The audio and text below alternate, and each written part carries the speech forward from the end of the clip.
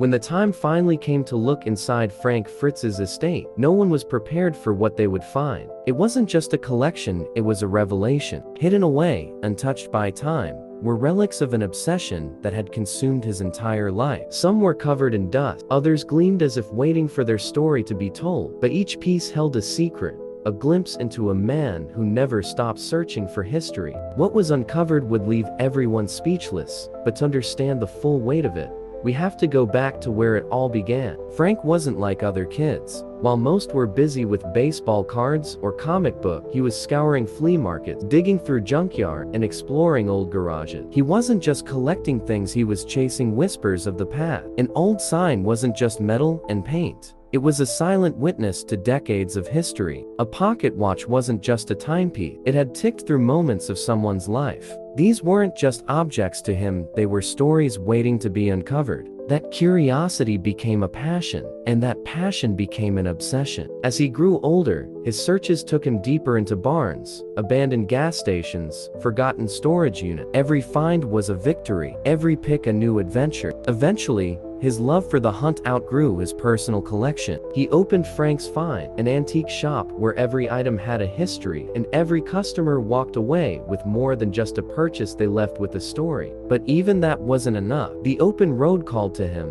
and Frank knew he had to go further, to chase bigger finds, to search where no one else dared to look. What he didn't realize was that one day, people would be doing the same, searching through what he left behind, trying to understand the man who saw treasure where others saw nothing. And what they found, well, that would be something no one saw coming. While Frank was content to dig through America's hidden treasures on his own terms, someone else had a much bigger vision for what picking could become. An old acquaintance named Mike Wool. Mike had known Frank since middle school, though they weren't exactly childhood best friends. What bonded them later in life was their shared obsession with finding forgotten relics. But while Frank was perfectly happy running Frank's Finds and selling his discoveries one piece at a time, Mike saw something more, a way to turn their passion into something far bigger than either of them had ever imagined. He started filming his own picking trip, capturing the thrill of the chase, the negotiations, the unexpected encounters, and the moments of pure discovery. He pitched the idea to multiple networks, convinced that the world would be just as fascinated with their adventures as they were. Frank,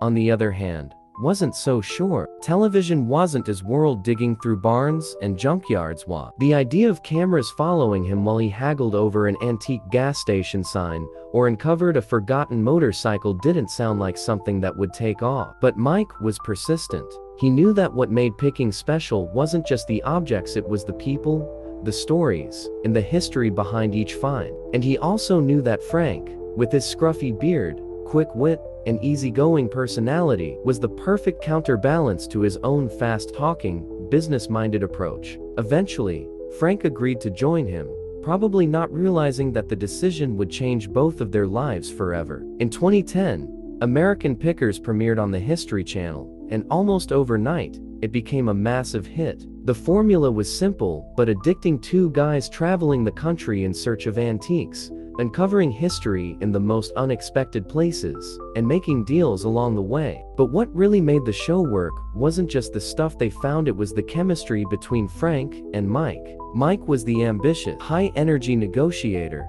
always thinking about the business angle. Frank, on the other hand, was the guy who could talk to anyone, who could turn an awkward encounter into a laugh-out-loud moment, who made homeowners feel comfortable enough to invite strangers into their garage. He wasn't just there to buy and sell, he was there to connect. Fans instantly gravitated toward Frank's authenticity. He wasn't just playing a role, he genuinely loved what he did. Whether he was geeking out over a vintage oil can or cracking jokes while digging through mountains of rusted junk, his enthusiasm was real, and that made him one of the most beloved reality TV personalities on air. Millions of viewers tuned in, not just to see the rare collectibles they uncovered, but to watch Frank and Mike's dynamic unfold to pickers on the road, living their dream. It seemed like the perfect partnership. While American Pickers continued to thrive, tensions between Frank and Mike simmered beneath the surface. Mike, always the business-minded strategist, pushed for bigger deals and an expanding brand.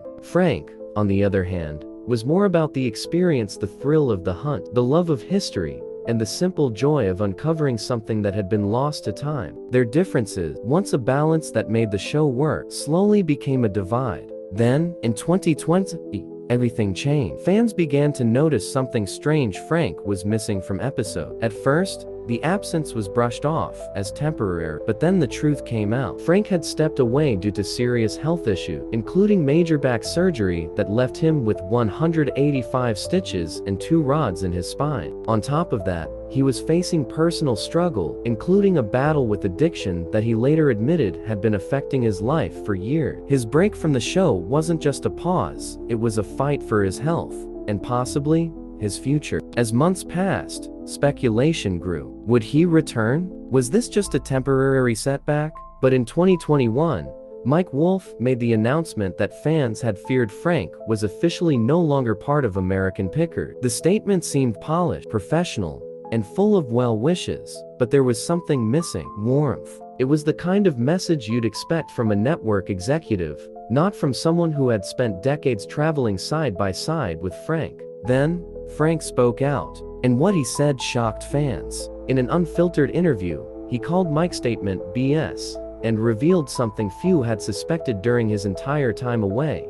Mike had never once reached out to check on him. Not a phone call, not a visit, not even a text. After years of working together, building a show, and sharing the highs and lows of the road, Frank had expected at least a word from his former partner. Instead, he was met with silence. The revelation hit fans hard. Many had believed in the friendship they saw on screen, assuming that behind the camera, Frank and Mike were as close as they appeared. But now, the truth was out. Their bond had never been what people thought.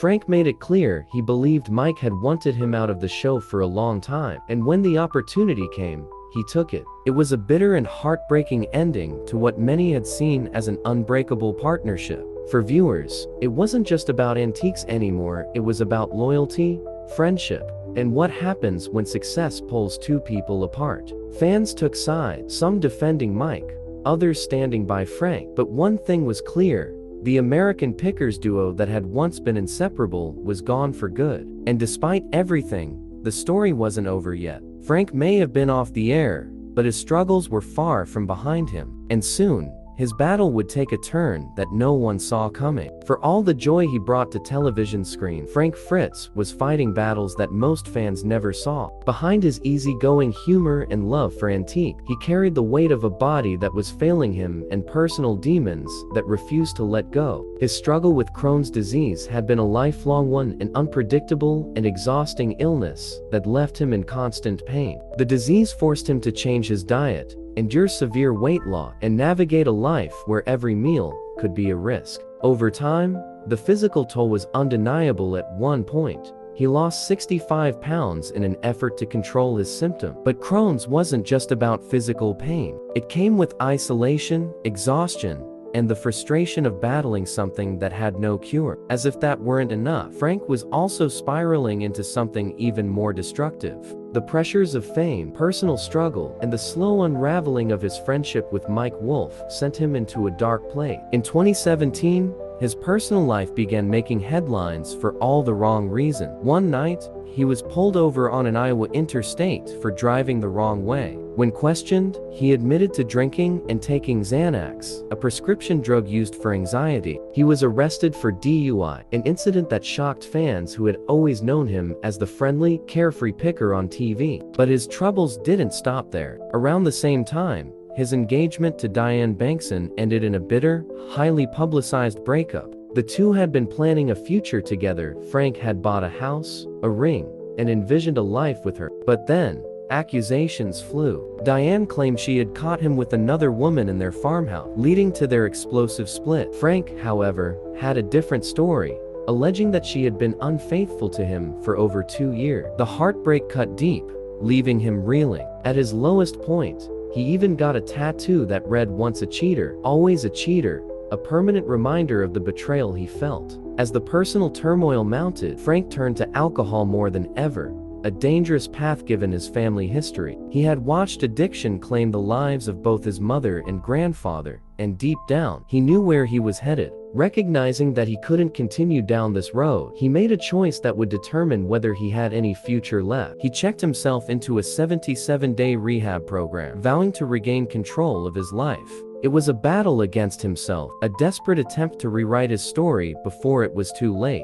For a while, it seemed like he had turned a corner. He was working on himself, making peace with his past, and trying to move forward. But fate had one more devastating blow to deliver. In July 2022, Frank was found unresponsive in his home. He had suffered a massive stroke, one so severe that it changed everything in an instant. The man who had once traveled the country in search of forgotten treasures now found himself unable to care for his most basic need. His independence was stripped away. A court-appointed guardian took control of his affairs, and his finances were put under bank supervision. His medical costs skyrocketed. Reports estimated that his care was costing an astonishing $29,000 a month. For someone who had spent his entire life on the move, the idea of being trapped, unable to function as he once had, was unimaginable. The stroke didn't just take his mobility, it took his freedom, his ability to do what he loved, and any hope of returning to the life he had once known. And as the days turned into months, it became clear that this wasn't just another setback.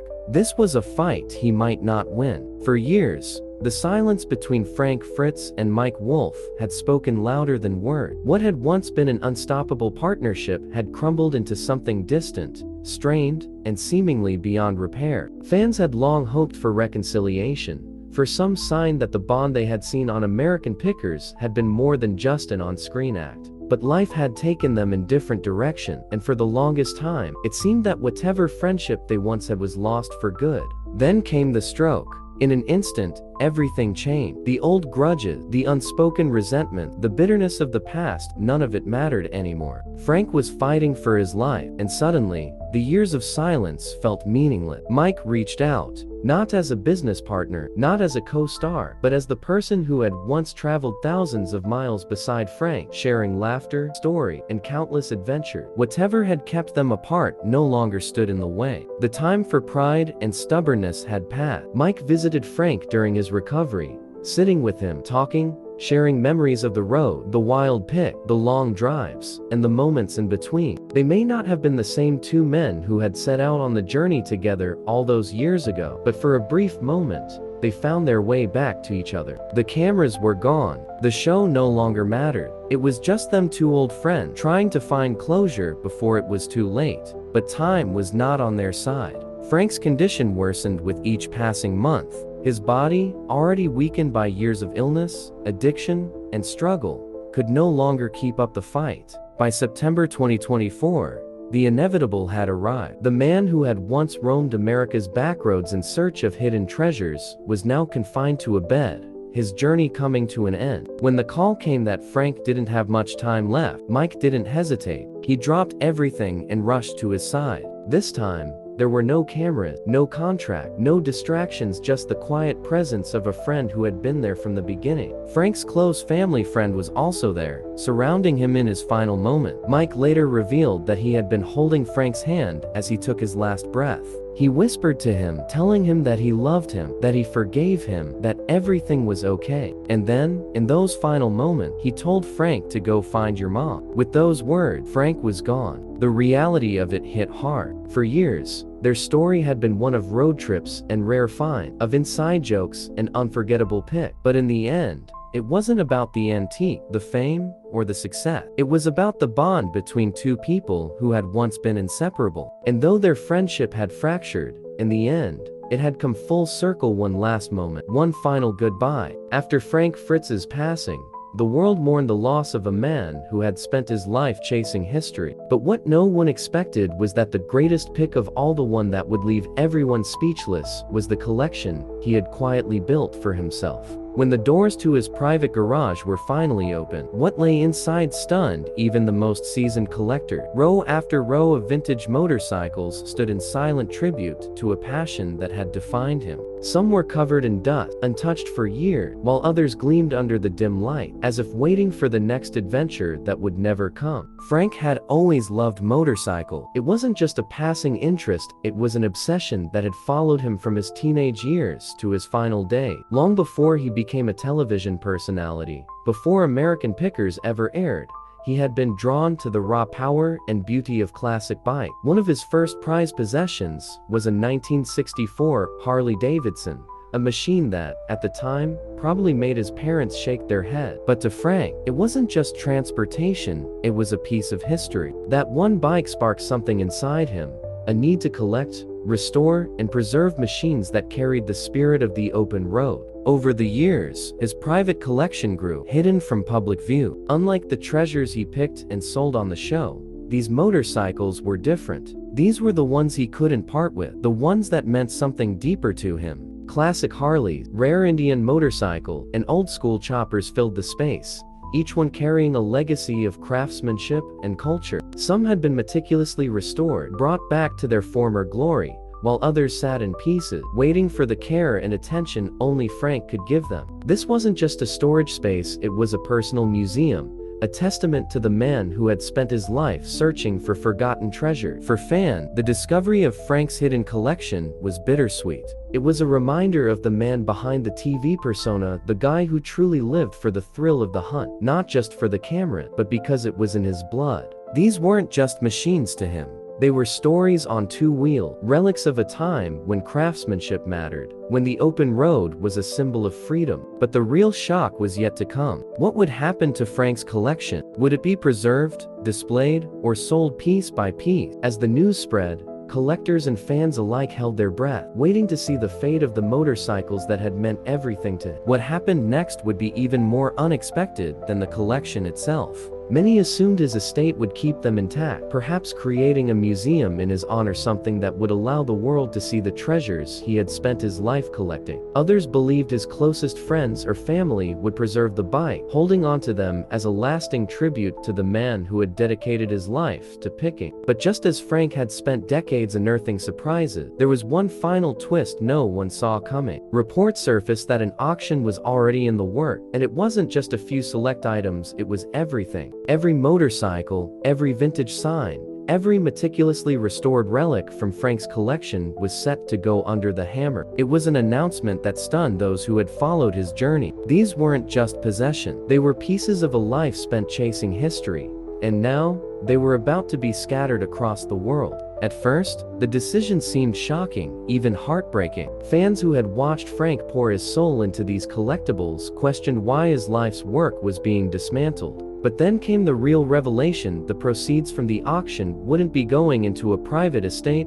or a business fund. Instead, every dollar raised would be donated to charity. It was a final, unexpected act of generosity, a way for Frank's passion to live on in a way no one could have predicted. He had spent his life uncovering treasure, preserving the past, and sharing his discoveries with others. Now, in his absence, his collection would serve a new purpose, helping those in need. For those who had admired Frank, not just as a picker, but as a person, it was the perfect ending to his story. Even in death, he was giving back, ensuring that the things he loved most would continue to bring joy and meaning to others. His legacy wasn't just in the antiques he found or the deals he made, it was in the impact he left behind. One final treasure uncovered in a way no one had expected. Frank Fritz may no longer walk the backroads of America, searching for lost treasure, but his spirit lingers in every dusty antique shop, every forgotten relic waiting to be discovered. What began as a childhood fascination with old coins and rusty cans became something much greater, a passion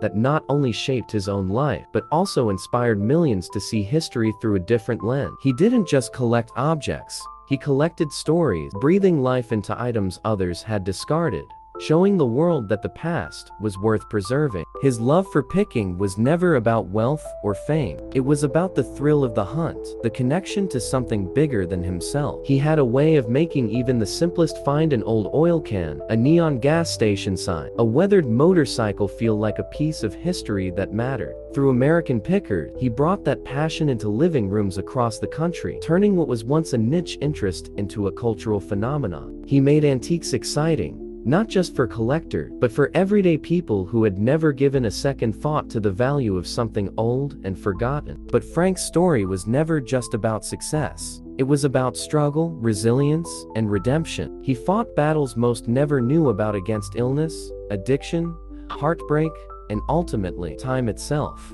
Yet, Even as life threw its hardest punches, he never lost the love for what he did. And in the end, that passion is what defined him. Even after his passing, his influence continued. The collection he built, the treasures he unearthed, and the joy he found in the smallest discoveries will now serve a greater purpose. His final act, donating the proceeds from his life's work to charity, ensures that his love for history will continue to give back long after he's gone. It's a fitting legacy for a man who spent his life searching for forgotten pieces of the past, only to become a piece of history himself. Frank Fritz wasn't just a picker. He was a storyteller, a historian, and a man who found beauty in the things the world had overlooked. His story is a reminder that passion, no matter where it begins, has the power to leave a lasting mark, not just on objects, but on the people who carry those stories forward. And for that, Frank will never truly be gone.